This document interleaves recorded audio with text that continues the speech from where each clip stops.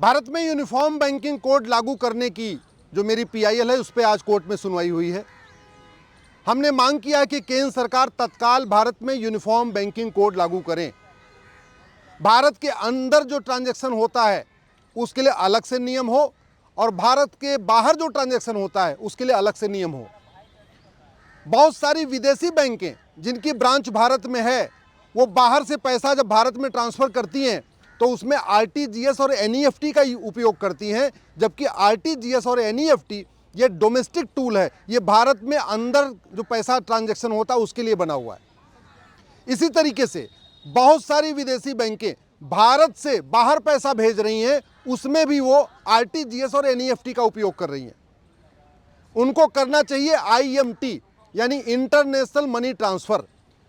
जब IMT use करेंगी तो आरबीआई को पता चलेगा कि कितना पैसा बाहर जा रहा है और कितना पैसा बाहर से अंदर आ रहा है।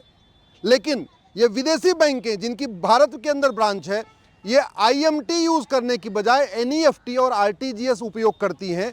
इसलिए न आरबीआई को पता चल रहा है कि कितना पैसा बाहर जा रहा है, कितना पैसा बाहर से आ रहा है, न तो वित्त मंत्रालय को पता चल रहा है कि कितना पैसा बाहर जा रहा है, कितना पैसा बाहर आ रहा है, न तो गृह मंत्रालय को पता चल पा रहा है कि कितना पैसा बाहर जा रहा है, कितना पैसा बाहर आ रहा है। और इसका दुरुपयोग ये हो रहा है कि बाहर से पैसा आ रहा है, माओवादियों के लिए बाहर से पैसा आ रहा है, नक्सलियों के लिए बाहर से पैसा आ रहा है, पत्थरबाजों के लिए फॉरेन फंडिंग हो रही है, अलगाववादियों के लिए फॉरेन फंडिंग हो रही है। और भी भारत में जितने तथाकथित आंदोलन होते हैं, चाहे वो सीए का आंदोलन हो या और भी बाकी आंदोलन हो, उसके लिए विदेशी फंडिंग होती है। लेकिन केंद्र सरकार को पता ही नहीं चल पा रहा है। क्यों? क्योंकि जो विदेशी फंडिंग हो रही है उसमें आरटीजीएस और एनईएफटी यूज़ किया जा रहा है, न कि आईएमटी यानी इंटरनेशनल मनी ट्रांसफ़र यूज़ किया जा रहा है। जो बाहर से पैसा आ रहा है, वो जो ट्रांजैक्शन हो रहा है, ना उसमें भेजने वाले का नाम हो रहा है लिखा रहता है, ना भेजने वाले का पता लिखा होता है, ना भेजने वाले का मोबाइल नंबर लिखा होता है। ऐसे ही जो भारत के अंदर से बाहर पैसा भेज रहे हैं उसमें भी केवाईसी नहीं हो रही है। हमारा ये कहना है कि तत्काल भारत सरकार का वित्त मंत्रालय की यूनिफॉर्म बैंकिंग कोड लागू करे और ये सुनिश्चित करे कि जो पैसा भारत से बाहर जाएगा या बाहर से भारत के अंदर आएगा उसमें आरटीजीएस और एनईएफटी नहीं होगा, बल्कि आईएमटी होगा, इंटरनेशनल मनी ट्रांसफ़र होगा। जब भी पैसा भारत से बाहर जाएगा या बाहर से अंदर आएगा उसमें भेजने वाले और पाने वाले दोनों का मोबाइल नंबर होना चाहिए, दोनों का पैन कार्ड होना चाहिए, दोनों का आधार नंबर या जो भी डॉक्यूमेंट्री प्रूफ है वो होना चाहिए, दोनों की केवाईसी होना चाहिए और इंस्टेंट होना चाहिए। आज की डेट में जो इमिग्रेशन पॉलिसी है भारत की, बाहर आप किसी भी देश से आओ लेकिन इमिग्रेशन पॉलिसी कॉमन है।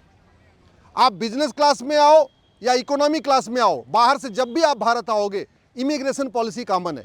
वहीं दूसरी तरफ जितनी बाहर की बैंकें हैं वो जो पैसा ट्रांजैक्शन कर रही हैं सब अपना मनमानी कर रही हैं, अपनी मनमर्जी से काम कर रही हैं। कोई एनईएफटी यूज़ करके पैसा ट्रांजैक्शन कर रहा है, कोई आरटीजीएस यूज़ करके कर रहा है, कोई आईएमपीएस यूज़ कर रहा है।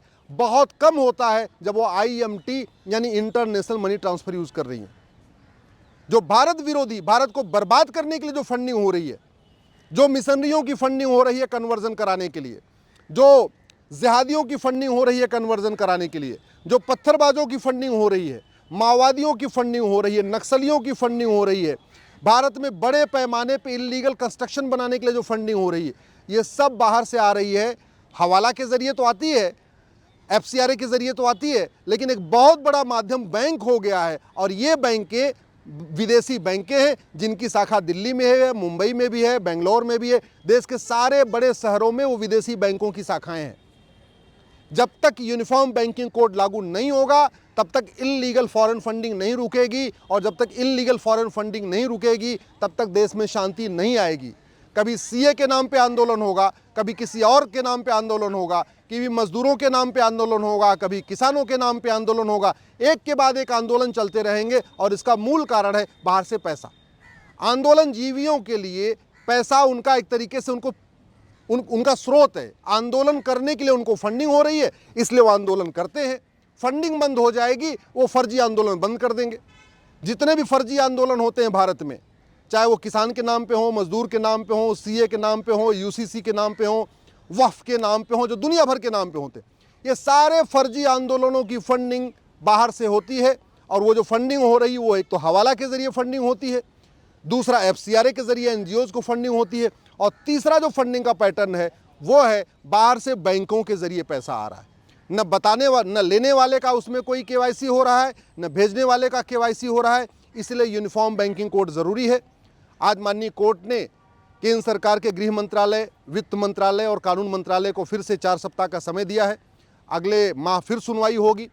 मेरा गृह मंत्री जी से निवेदन है, गृह मंत्रालय से निवेदन है, तत्काल भारत में यूनिफॉर्म बैंकिंग कोड लागू करें।